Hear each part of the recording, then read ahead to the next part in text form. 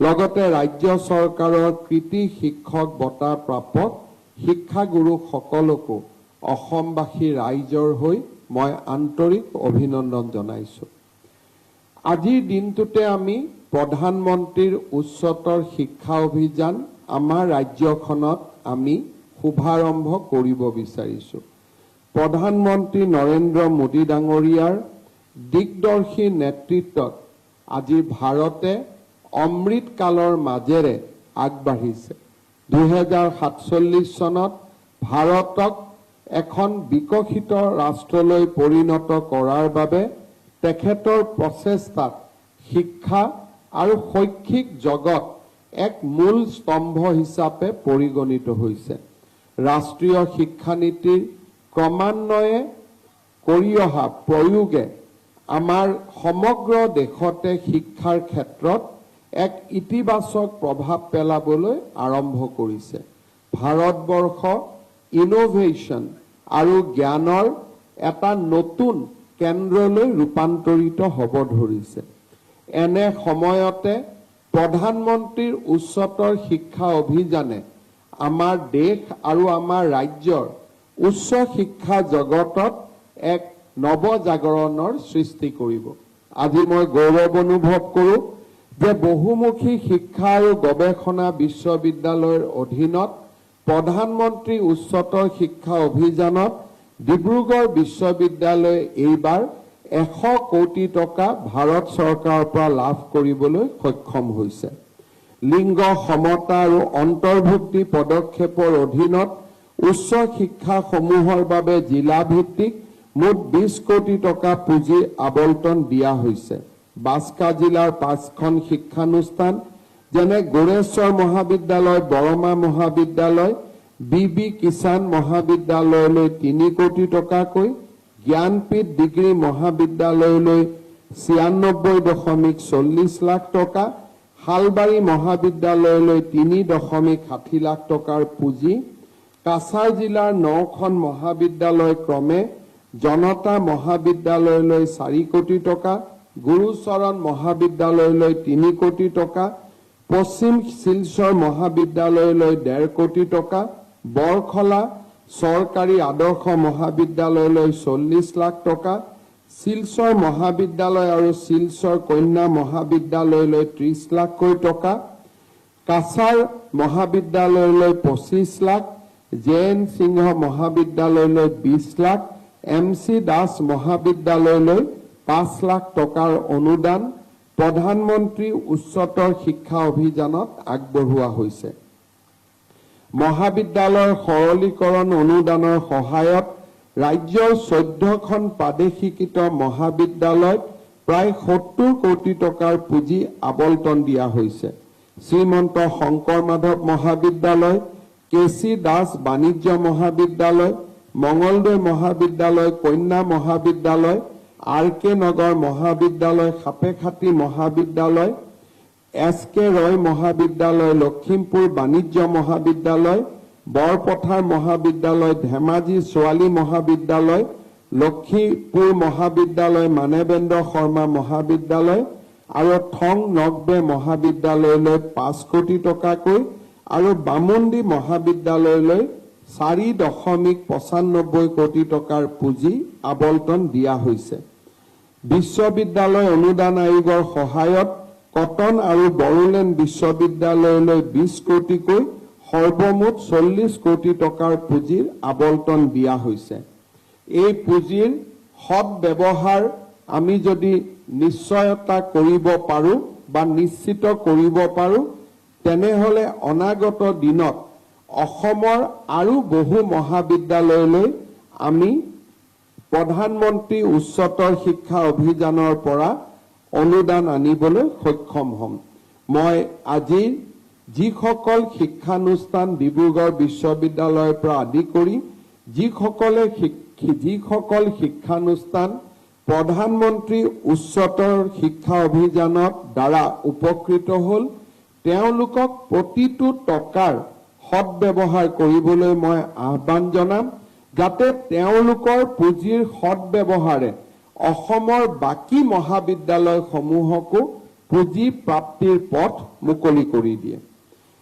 আজিৰ শিক্ষক দিৱসৰ এই অনুষ্ঠানত একত্ৰিত হৈ আমি শিক্ষকতাৰ মহান সেৱাত জীৱন উৎসৰ্গা কৰা শিক্ষাগুৰুসকলৰ প্ৰতি আমাৰ সেৱা ভক্তি নিবেদন কৰিছোঁ। শিক্ষকতা এটা সাধাৰণ পেছা নহয়। শিক্ষকতা হৈছে এটা মহৎ কৰ্ম, এক বিশেষ দায়িত্ব। শিক্ষকতা হৈছে জীৱনজোৰা এক ব্ৰত, এক পবিত্ৰ কৰ্তব্য। শিক্ষকসকলে শিক্ষাৰ্থীৰ মনত কৌতূহল জাগ্ৰত কৰি তেওঁলোকৰ মন মস্তিষ্ক নিত্য নতুন চিন্তা চেতনাৰে পূৰ্ণ কৰি প্ৰেৰণাৰ স্ৰোত হৈ আজীৱন তেখেতসকলক প্ৰভাৱিত কৰি আহিছে। এজন শিক্ষকে শিক্ষাৰ্থীৰ হৃদয়ত জ্ঞানৰ অগ্নি জ্বলাই আত্ম আৱিষ্কাৰ আৰু সফলতাৰ পথৰ দিশে তেওঁলোকক ভাৱমান কৰে। এজন শিক্ষকৰ ভূমিকা কেৱল মাত্ৰ শ্ৰেণীকোঠাৰ চাৰিবেৰৰ মাজতেই সীমাবদ্ধ নহয়। শিক্ষকৰ ভূমিকা দূৰ সীমান্তলৈ ব্যাপ্ত হৈ থাকে। যেতিয়া আমি আত্মবিশ্বাসী আৰু চৰিত্ৰবান এগৰাকী শিক্ষাৰ্থী দেখা পাওঁ, তাৰ অন্তৰালত বহু পৰিমাণে শিক্ষাগুৰুসকলৰ অৱদান লুকাই থাকে। এগৰাকী শিক্ষাৰ্থীৰ ব্যক্তিত্ব গঢ় দিয়াৰ জৰিয়তে মানৱ জাতিৰ ভৱিষ্যত নিৰূপিত কৰাৰ অপৰিসীম ক্ষমতাই শিক্ষকতাক এক মহান ৰাধা কৃষ্ণনে বক্তৃতা প্ৰদান কৰিছিল। সেই বক্তৃতাসমূহে কেৱল ছাত্ৰ সমাজকে নহয়, শিক্ষক, বৌদ্ধিক সমাজ আৰু ৰাজনীতিবিদ বৈজ্ঞানিকসকলৰো দৃষ্টি আকৰ্ষণ কৰিছিল।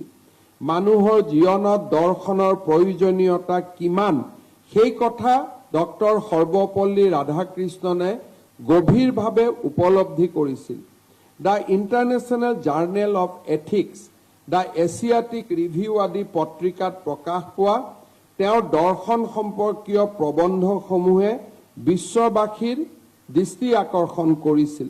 1937 চনত তেওঁ ব্ৰিটিছ একাডেমীত বুদ্ধদেৱ সম্পৰ্কত বক্তৃতা প্ৰদান কৰিছিল, যি মাষ্টাৰ মাইণ্ড বক্তৃতাৰূপে সমাদৃত হৈছিল। দৰ্শনৰ তত্ত্ববোৰ সৰলভাৱে উত্থাপন কৰিব পৰাটো তেওঁৰ এক বিশেষ কৃতিত্ব আছিল। বেদান্তৰ ওপৰত আৰু উপনিষদৰ ওপৰত তেখেতৰ হাড়গৰ্ভ লেখনি, বক্তব্য আৰু গভীৰ জ্ঞানে ভাৰতৰ সনাতন সংস্কৃতিৰ তেওঁক এক প্ৰতিভূলৈ ৰূপান্তৰিত কৰিছিল। আজিৰ এই পবিত্ৰ দিনটোত আমি সকলোৱে ডক্টৰ সৰ্বপল্লী ৰাধাকৃষ্ণনলৈ আমাৰ শ্ৰদ্ধা নিবেদন কৰিছোঁ। ভাৰতৰ ইতিহাস মহান শিক্ষকসকলৰ জীৱন বৃত্তিৰে পৰিপূৰ্ণ হৈ আছে। কৌটিল্য আৰু চাণক্য আছিল এজন মহান শিক্ষক। মৌৰ্য সম্ৰাট চন্দ্ৰগুপ্তৰ উপদেষ্টা চাণক্যৰ অৱদান শাসন আৰু কৌশলৰ ওপৰত তেওঁৰ অমূল্য শিক্ষাই আজিও সমাজ জীৱনক প্ৰবাহিত কৰে। ব্যক্তিতকৈ ৰাষ্ট্ৰ আমাৰ সদায়ে পৰম পূজনীয় এই তত্ত্বক তেখেতে নিজৰ জীৱনৰ জৰিয়তে প্ৰতিপন্ন কৰিছিল।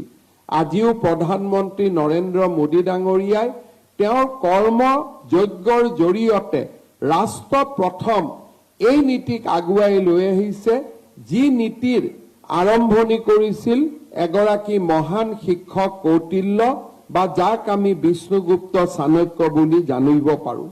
প্ৰাচীন ভাৰতীয় গণিতজ্ঞ আৰু জ্যোতিৰ্বিজ্ঞানী আৰ্যভট্টই গণিতৰ ওপৰত তেওঁৰ যুগান্তকাৰী কৰ্মৰ জৰিয়তে মানৱ জাতিলৈ শিক্ষাৰ বাট কাটি থৈ গৈছে।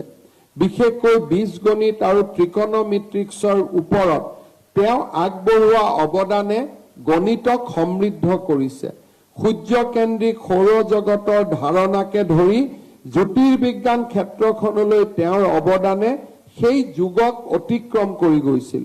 ভাৰতীয় সভ্যতাত আধ্যাত্মিক জীৱন সমৃদ্ধ কৰি শংকৰাচাৰ্যৰ দৰে গুৰুৱে অদ্বৈত বেদান্ত দৰ্শনৰ জৰিয়তে ভাৰতীয় দৰ্শনক বিশ্বৰ সমসাময়িক জগতখনত প্ৰতিষ্ঠা কৰিছিল। বৌদ্ধ ধৰ্মৰ ওপৰত নাগাৰ্জুনৰ শিক্ষাই প্ৰাচ্য জগতত গভীৰ প্ৰভাৱ পেলাই সৌভাগ্য হৈছিল। মই এই সময়ছোৱাত দুই ধৰণৰ শিক্ষক জীৱনত লগ পাইছিলোঁ।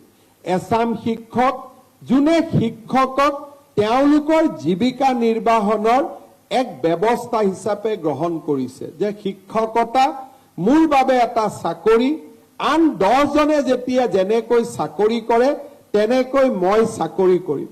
আন এছাম শিক্ষক সমাজক লগ পোৱাৰ মোৰ সৌভাগ্য হৈছিল যোনে শিক্ষকতাক চাকৰিৰ পৰা ওপৰলৈ লৈ গৈ তেওঁলোকে শিক্ষকতাক নিজৰ জীৱনৰ ব্ৰড হিচাপে গ্ৰহণ কৰিছিল।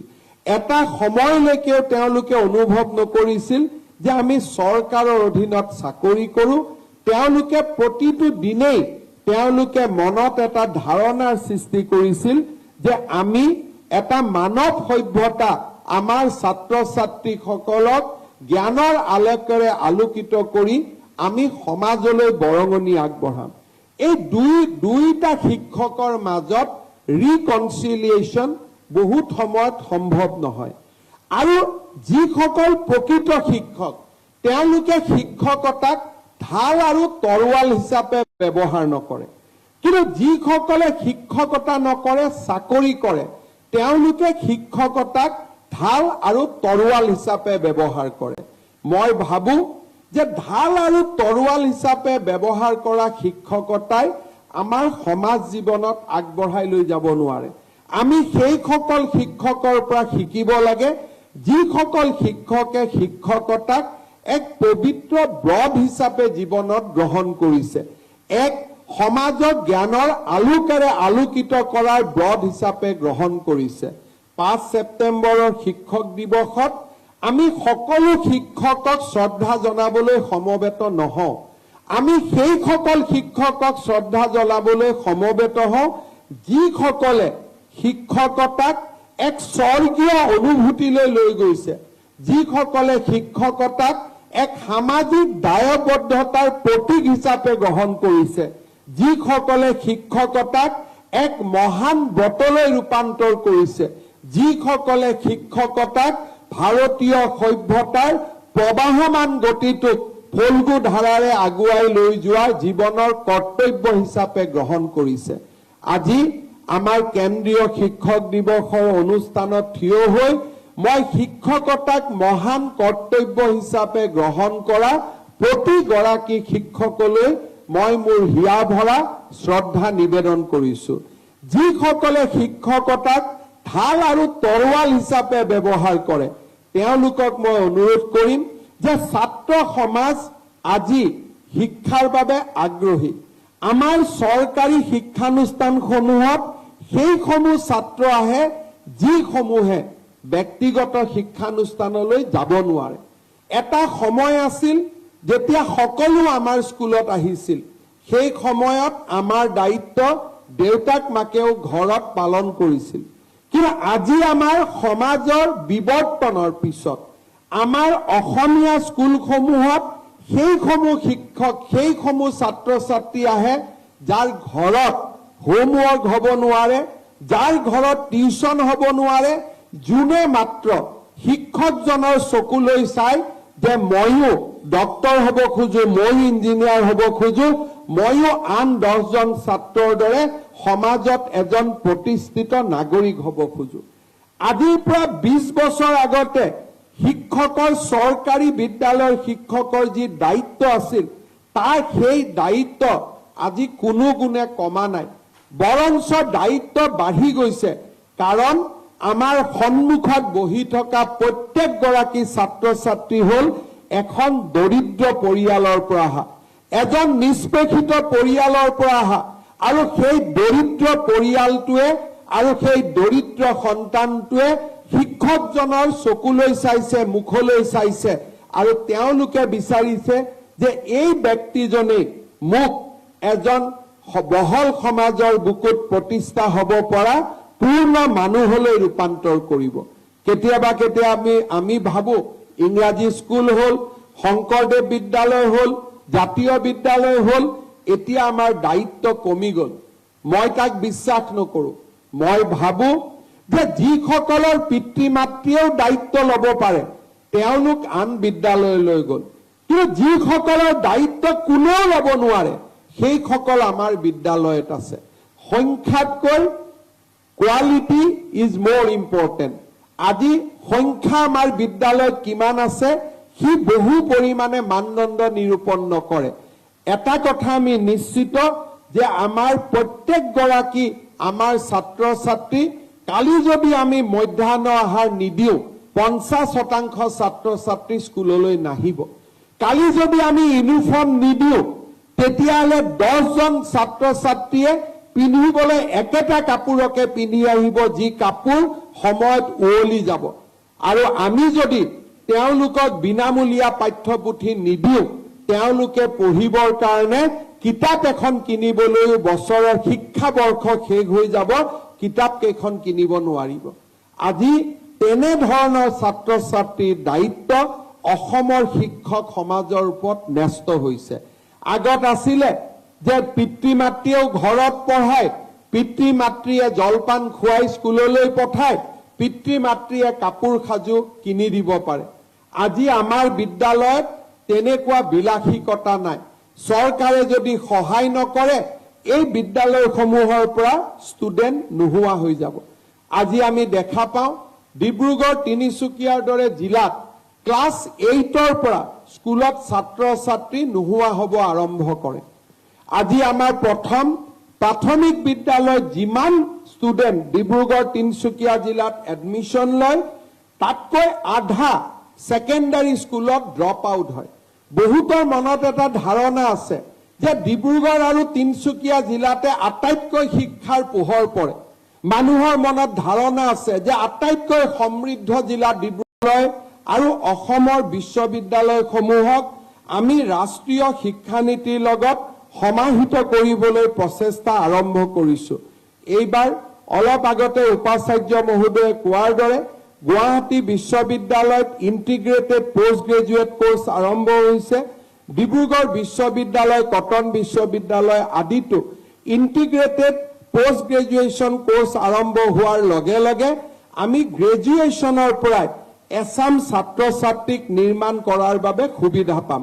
মই ডিব্ৰুগড় বিশ্ববিদ্যালয়ক ধন্যবাদ জনাইছো যে অহাবাৰৰ পৰা আপোনালোকে ইণ্টিগ্ৰেটেড পোষ্ট গ্ৰেজুৱেশ্যনৰ কাম হাতত লৈছে, কিন্তু অসমৰ সকলো বিশ্ববিদ্যালয়ে ইণ্টিগ্ৰেটেড পোষ্ট গ্ৰেজুৱেট পঢ়াবৰ বাবে আৰম্ভ কৰক, তাক মই আশা কৰিম। আজি শিক্ষক দিৱসৰ দিনা আমি এয়াও সংকল্প লৈছো যে ৰাষ্ট্ৰীয় শিক্ষানীতিৰ অধীনত 2030 চনৰ আগতে পৰ্যায়ক্ৰমে আমি মহাবিদ্যালয়সমূহক বিশ্ববিদ্যালয়লৈকে আমি উন্নত কৰিম। ইয়াৰ ফলত 2030 চনলৈকে অসমত বিশ্ববিদ্যালয়ৰ সংখ্যা 100খনলৈ বৃদ্ধি পাব। এই ধৰণৰ আমি ৰাজ্যৰ শিক্ষা জগতখনক উজ্জীৱিত কৰাৰ নতুন নতুন প্ৰয়োজন, নতুন নতুন চিন্তাৰে আমি আগবাঢ়িছো। মই আশা কৰোঁ ৰাষ্ট্ৰীয় শিক্ষানীতিৰ সফল প্ৰয়োগ ই আমাৰ শিক্ষা জগতখনক আৰু অধিক সুন্দৰ কৰিব।